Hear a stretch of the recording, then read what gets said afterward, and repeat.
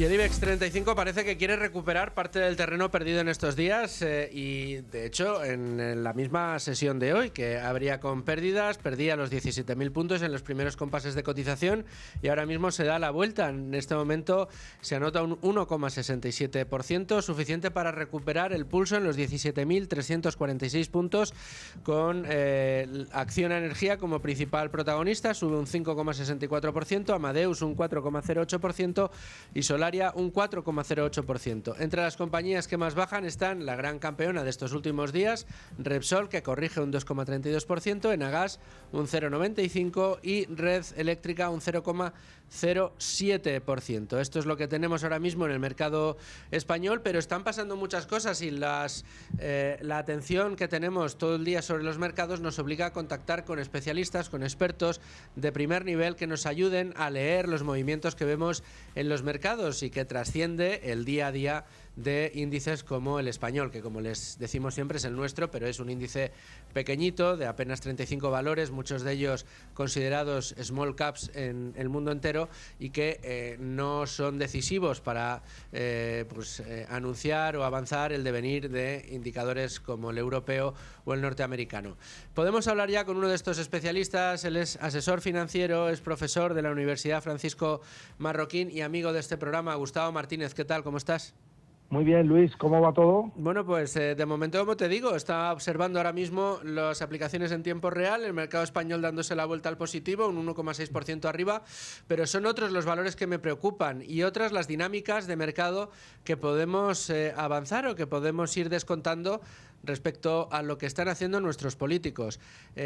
Tú precisamente a través de la red social Twitter, ahora X, comentabas esta misma mañana las palabras de Donald Trump en el día de ayer, señalando a España y anunciando que cortaría cortaría el comercio con nuestro país. Yo uno de los valores que he visto esta mañana que más me ha asustado ha sido el gas, que en solo 2 días se ha disparado el precio un 80%. Claro, si pensamos que el gas ahora mismo es estratégico para España, que ha subido un 80% en 2 días, y ahora, después de lo que hemos oído a Trump y a Sánchez en el día de hoy, podemos inferir, sugerir o al menos temer que se pueda comprometer la principal vía de suministro de esta materia prima para España, que es el gas que nos llega de Estados Unidos, pues uno parece que tiene motivos para preocuparse, ¿no?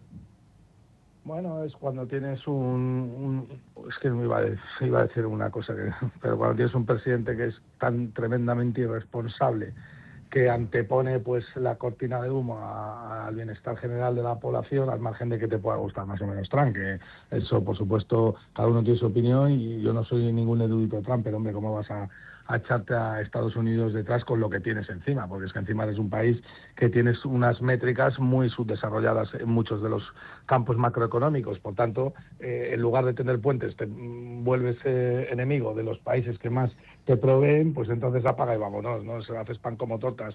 Y eso es un juego muy peligroso porque al final, claro, si tienes gente de esta irresponsabilidad en el gobierno, que ya todos sabemos, ¿no?, quiénes son Sánchez y toda la cúpula en el gobierno, ¿no?, y cuáles son sus secuaces, ¿no? Pero lo que es muy problemático es que lleguemos a cruzar líneas rojas que jamás teníamos que haber cruzado, ¿no? O sea, es que esto deja a Zapatero como un galán, ¿no? En el momento cuando pasó aquella bandera de Estados Unidos y no se levantó de la silla. Es que una cosa es levantarse de la silla y otra cosa es ponerte en contra a la población de Estados Unidos. Es una barbaridad, una auténtica aberración desde el punto de vista de la economía, ¿no? ¿Y crees que va a tener su reflejo? Quiero decir, ¿esto se puede llegar a traducir en algún momento en un incremento notable de los precios en España? ¿Crees que las tensiones inflacionistas de las que tanto hemos hablado tú y yo en esta sección desde hace mucho tiempo, esa inflación latente, esa masa monetaria acumulada en el mercado, puede empezar a darnos algún que otro susto, pues por lo que pueda pasar en el mercado de las materias primas energéticas? Hombre, sin lugar a dudas, o sea, qué duda cabe, ¿no? De hecho, la principal... A ver, la inflación ya existe y está instalada, ¿no? Ya todos sabemos que todos nos estamos empobreciendo y todos lo notamos, no la inflación que te dicen del 2,5, 2,6, el IPC, no, todos esos datos cocinados y más, imagínate pues cómo cocinan desde nuestros gobiernos ya, que casi todo lo que te dicen es mentira, pero el dato de inflación, el que tiene que medir uno es el que pues el joven que no puede irse de casa sino es compartiendo piso con otros 7 desgraciados, ¿no? Que no tienen poder adquisitivo. O el que mides cuando pagas un desayuno y te cuesta prácticamente lo mismo que una comida y una cena, ¿no? Pues bueno, de las de antes, o un postre más que toda la comida entera, ¿no? Esa es la verdadera inflación. Entonces, claro, si tú ya tienes una inflación latente bestial que te está empobreciendo en términos de poder adquisitivo, pues imagínate si aquellos drivers fundamentales de la inflación, que son los que más rezagados van, la cesta de las commodities, que son todo lo relacionado con la energía, empiezan a tirar, que era algo que nosotros preveíamos, muchos preveíamos, ¿no? Pues entonces lo que estás haciendo es cuadrar el círculo en cuanto a todas las noticias negativas que impactan en la inflación se van a disparar. Entonces, es lo que menos se puede permitir ahora mismo el ciudadano. Lo que también es cierto es que tiene un punto positivo, es que la inflación termina por ahogar tanto a la gente que cambia el modelo de política, el modelo productivo, lo cambia todo, como ha pasado en Argentina, ¿no? No es que de repente de la noche a la mañana la gente se vuelva racional en cuanto a gobierno se refiere, sino que simplemente la pobreza se instala, 2 de cada 2 personas, una es pobre y por tanto tienes que cambiar el modelo, ¿no? Desde luego que sí.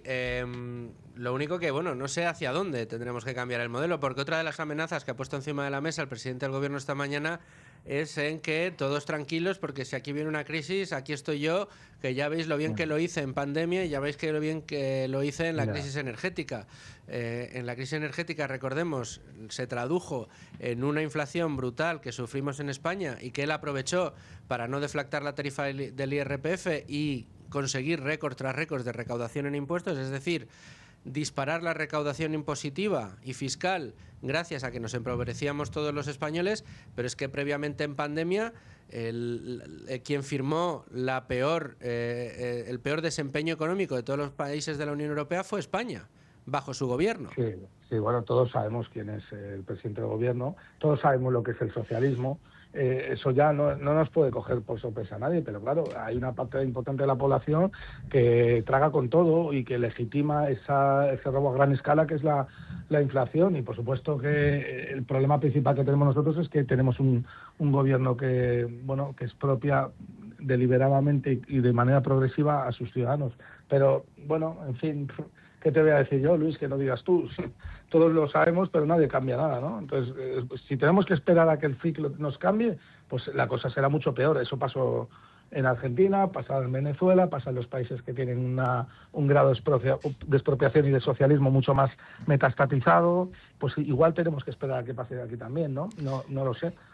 Vamos a cambiar de tercio y te voy a preguntar por el activo que más y mejor conoces, el oro. Ha tenido un comportamiento errático en estos días. El primer día subía, el lunes subía el oro como respuesta, ¿no?, de los inversores ante una situación de incertidumbre. De repente, como el dólar volvía a fortalecerse por convertirse de nuevo en moneda respaldo, en moneda refugio para muchos inversores, al subir al subir la fortaleza del dólar, bajaba un poco el oro. ¿Cómo estás viendo el comportamiento del metal precioso en esta crisis y qué papel crees que puede jugar? A ver, yo lo que creo es que desde mi punto de vista es verdad que hay que profundizar un poco más en tecnicismos para darse cuenta de que el movimiento ha sido bastante noble. Quiero decir, el viernes el oro subía un 2% aproximadamente al compás de los bonos americanos, buscando refugio y sobre todo tratando de cotizar la información que ya el mercado sabía, y era que el día siguiente Estados Unidos e Israel coordinadamente iban a atacar a Irán. Eso el mercado lo sabía el viernes por la tarde y por eso los bonos americanos cotizaron por debajo del 4% prácticamente toda la curva, más el oro subía, ¿no? Y la plata y los metales en general. Una vez que la información se sabe el lunes, el mercado dice, trata de cotizar que la escalada empieza y termina con Irán,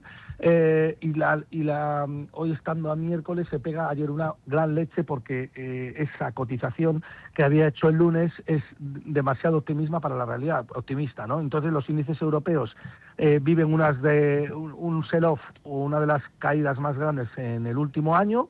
De hecho, en un año el Eurostoxx hace un año que no caía tanto, y es un sell-off pronunciado, una venta pronunciada, un cierre de largos tan profundo, desincentiva o incentiva, mejor dicho, que tengas que cerrar posiciones largas o posiciones ganadoras en otros segmentos. En este caso, el segmento más líquido y que más ganaba durante el año era el oro. El oro subía un 25, un 23, 24% hasta hoy, que sube un 20 o un 21. Y claro, para que el mercado no te expulse de aquellas posiciones cortas o perdedoras en las cuales vas apalancado, pues tienes que renovar esas garantías, ¿no? Entonces el mercado hizo una llamada al margen, el oro, la plata y todas las posiciones ganadoras se cerraron para renovar las posiciones perdedoras y bueno, a continuación, una vez que se digiere ese margin call que se produce ayer, pues hoy viene el efecto rebote, ¿no? Que es otra vez volver a reajustar los precios y que ya ha demostrado el oro que está en ese tipo de tendencia, ¿no? Ya ha consolidado claramente por encima de los $5.000 y el resto pues está siendo volatilidad y circunstancias del mercado, ¿no? Bueno, Gustavo, te agradezco mucho este análisis y te agradezco mucho, como siempre, que nos atiendas. Espero la próxima vez a ver si te puedo tener aquí en el estudio para analizar todo lo que estamos viviendo, que sin duda vamos a tener que dedicarle una atención especial en este programa, Gustavo, porque evidentemente las consecuencias en mercado de todo lo que estamos viendo en crisis geoestratégica va a tener ese reflejo y vamos a tener que analizarlo desde aquí. Pues Así que, dime. Luis, yo me comprometo la semana que viene a ir allí, ¿vale? Estar contigo y darte un abrazo y seguir explicando todo esto, ¿de acuerdo? De acuerdo, pero antes déjame que abuse de ti Sí, una sí. vez más. Una de las preocupaciones más grandes que tenemos encima de la mesa, en el día de hoy al menos, y pues esto hay que seguirlo al minuto, tiene que ver con el mercado eléctrico, con el mercado de la electricidad. Publicaba, perdón por la autocita, pero publicaba yo hace una hora en Libertad Digital, el gran susto lo está dando ahora mismo el gas. En solo 2 días sube un 80%. Evidentemente los consumidores en España están también muy pendientes de lo que pasa con la gasolina, con el diésel, que también ha subido y mucho en estos momentos. Pero en el plano energético, en el eléctrico, ¿crees que va a tener consecuencia esta subida del gas? ¿Crees que todavía no hemos visto toda la subida que va a tener el gas?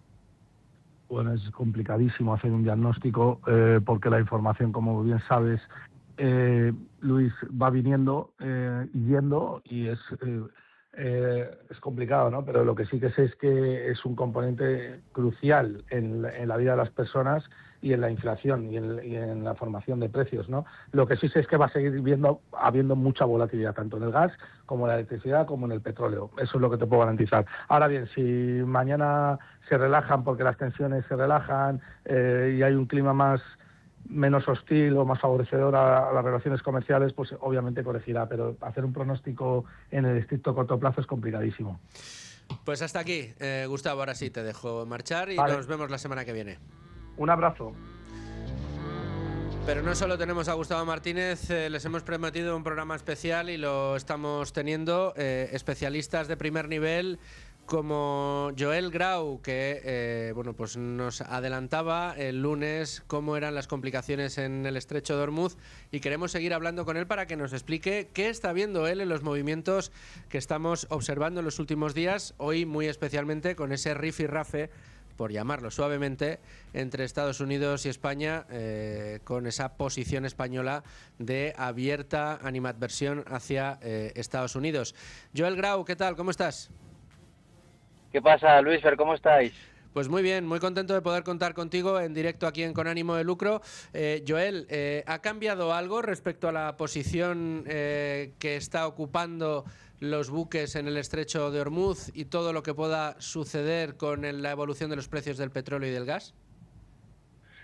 Bueno, la situación en relación al tráfico marítimo en esa zona sigue básicamente muy parecida a la última conversación que hemos tenido. Es decir, como tenemos una situación en la cual gran parte de la flota está esperando, digamos, instrucciones a efectos, sobre todo de coberturas, de seguros, etcétera, pues tenemos una situación donde el tráfico marítimo sigue siendo muy tenue y simplemente en relación a tonelaje con intereses rusos, iraníes, etcétera, ¿no? Y chinos en ese caso. Lo que pasa que aquí tenemos una problemática muy parecida a la que vimos con los hutíes, ¿no? Cuando los hutíes empezaron, acuérdate, hace ya 2 años y pico, 3, Sí. que solamente dejaban pasar a cierto tipo de buques, al final los interesados, me refiero a los chinos, los iraníes, etcétera, etcétera, se dieron cuenta de que eso no funciona y que puedes tener fuego enemigo, ¿no? Tuvimos ahí varios barcos que controlados por empresas chinas y con mercancías chinas, e incluso tanqueros con mercancía rusa y controlados por operadores rusos, los cuales recibieron ataques de los hutíes y eso no te garantiza absolutamente nada, la verdad, porque es muy difícil saber. Es la cuestión de siempre, ¿no?, que hemos comentado alguna vez. Es muy difícil saber, y es una de las complejidades de la industria marítima, que es muy difícil saber quién realmente está controlando el barco, porque los barcos se alquilan como los coches, ¿vale? Sí. Entonces tú cuando alquilas un coche a otro es muy difícil saber en un momento de la cadena de alquiler quién realmente está controlando porque eso no aparece en ninguna plataforma, no aparece en documentos oficiales, sino que solamente lo saben las partes que firman el contrato de fletamento y los brokers que están involucrados, ¿no? Por ahí la información de los brokers es fundamental. Una de las grandes preocupaciones que tenemos en el día de hoy, después de todo lo que hemos visto y escuchado, es esas palabras de Donald Trump ayer diciendo, Joel, que va a cortar el comercio de Estados Unidos con España.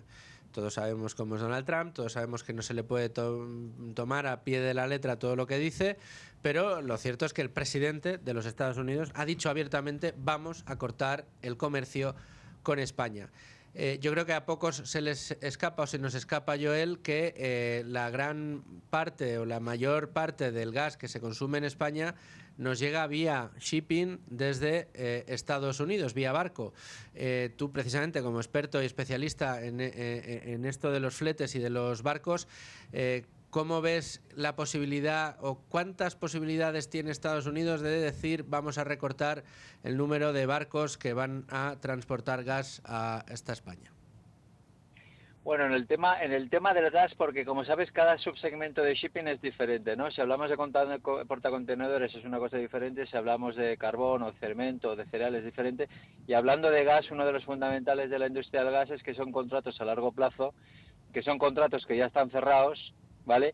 Y que obviamente si una de las partes no quiere cumplir, pues entonces va a tener que sufrir las penalizaciones, no porque lo diga el presidente de su país, etcétera, etcétera, ¿me entiendes?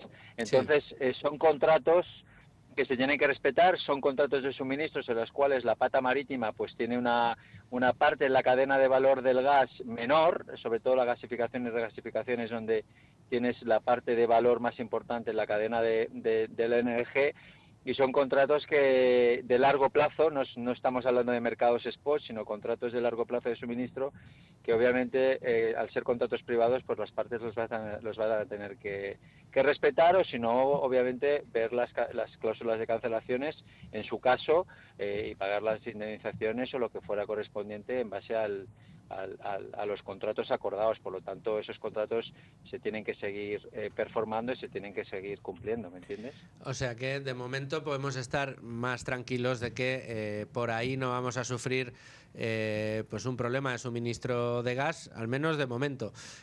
O eso es lo que la lectura más plausible que podemos hacer de esa amenaza y de la realidad que implica que, insisto, desde Estados Unidos es desde donde nos llega la mayor parte del gas que consumimos. Pero esto no ha evitado, Joel, que el gas se haya disparado un 80% en solo 2 días. Está pasado de 30 euros por megavatio hora a más de 54, la última vez que he mirado el dato. Al mismo tiempo, las gasolinas están subiendo de precio de una manera notable. Yo creo que todos los usuarios que han llenado el depósito esta mañana pues habrán visto una subida, no súbita, pero sí de repente decir, oye, va, esto no estaba tan caro en el día de ayer. Y bueno, pues parece que empezamos a confirmar esto de lo que hablábamos el lunes, ¿no, Joel? Que los catalizadores de la inflación están empezando a asomar o a encender las luces de alarma. Sí, totalmente, sobre todo con el tema del gas, porque con los crudos, etcétera, ya estábamos hablando que está bastante descontado por el mercado, ¿no? Los tambores de guerra que ya todos escuchábamos hace semanas, si no meses, pero el tema del gas es diferente. Ahí, claro, cortar el suministro de Qatar es un golpe importante, y luego no hay un problema de suministro, que lo hay, porque tienes a Estados Unidos y tienes otras zonas, norte de África, etcétera, incluso Báltico, el North Sea, etcétera, que te puedes suministrar, aunque sean menos cantidades. La cuestión es ¿cuál es el precio? Esa es la pregunta clave, ¿no? ¿Hay suministros? Sí, pero ¿cuánto me va a costar, no? Y ahí ya estamos viendo arbitrajes, barcos que en principio estaban yendo a Europa se están yendo a mercados asiáticos porque básicamente está habiendo una posición de arbitraje muy interesante, que ahí los traders que estén controlando esos barcos, esos tonelajes, esos envíos, esas cargas, esos volúmenes, pues obviamente están haciendo o pueden hacer unas capturas de beneficio muy interesantes, ¿no? Desde luego que sí. Joel, ¿cuál crees que va a ser la gran batalla en mercados? ¿Van a ser las materias primas las que van a marcar la pauta con subidas? ¿Van a ser los índices donde pueda cundir el miedo en un momento determinado? Aunque por lo que estamos viendo ya hay muchos que se están recuperando. ¿O vaticinas que esto puede ser un tropezón de mercados y que vamos a estabilizar en poco tiempo? Si lo supiera no estaría aquí contigo, estarías básicamente en Bahamas con millares de 150 metros y tú seguramente conmigo tomándonos algo, ¿no? Pero es muy complicado. Yo creo que aquí Irán va a buscar una contienda a largo plazo que penalice lo máximo posible las economías, que penalice lo máximo posible a las cadenas de suministro, y ahí China tiene muchísimo que ver, ¿no? Porque China sí que se está viendo afectado de una forma directa por todo esto. Piensa que Irán es un suministrador entre un 15 y un 25% del crudo que importa China, y luego el gas también le interesa muchísimo a China por parte de Qatar. Entonces, si esto se alarga, China va a apretar para que esto se empiece a solucionar, y todo va a depender de la duración. Si estamos en una semana o 2 semanas se puede aguantar. Si esto va por encima del mes, la presión va a ser muy alcista en las cadenas de suministro, no solamente en precios de commodities, sino en fletes marítimos y luego en temas ya de suministro de energía, ¿no? Bueno, pues vamos a ver qué es lo que nos depara esa bola de cristal. Ya te pregunto siempre bajo la premisa de que nadie la tenemos y es muy complicado avanzar efectivamente hacia dónde nos vamos. Pero sí tratar de analizar qué puede pasar dependiendo de hacia dónde vaya el mercado. Y lo que está claro es que de momento el riesgo a la inflación lo tenemos ahí, y de momento el riesgo a que esto se prolongue y tenga consecuencias no deseadas para los países desarrollados, entre otros España, pues también está ahí. Joel Grau, te agradezco muchísimo tu análisis tan específico sobre una industria que desde luego le vamos a tener que prestar mucha atención seguro durante estas semanas de conflicto, que es la industria de esas navieras que día tras día transportan por los mares del mundo las mercancías que disfrutamos y consumimos en los distintos países. Nada, un abrazo, cuidaros. Un abrazo muy fuerte. Bueno, pues hemos tratado de llevarles a todos ustedes el resumen de lo que ha sucedido en las últimas horas, unas declaraciones, por un lado de las de Donald Trump, por otro lado las del canciller alemán, apostillando, no, suscribiendo las palabras de Donald Trump respecto a España, y por supuesto esa reacción que ha tenido esta misma mañana, hace solo unas horas, el presidente del gobierno, reafirmando su apuesta en contra de los Estados Unidos. Todo esto va a tener consecuencias, todo esto lo vamos a sufrir en el bolsillo, lamentablemente empezamos a sufrirlo, y aquí se lo vamos a ir contando y analizándolo pormenorizadamente. Hasta aquí el programa de hoy. Yo les espero mañana a partir de las 12 en Con Ánimo de Lucro, siempre en directo, a través de la radio, en el Radio Libre Mercado, a través del streaming, a través de los podcasts y por supuesto también a través de YouTube. Les espero. Hasta entonces, sean muy felices, amigos.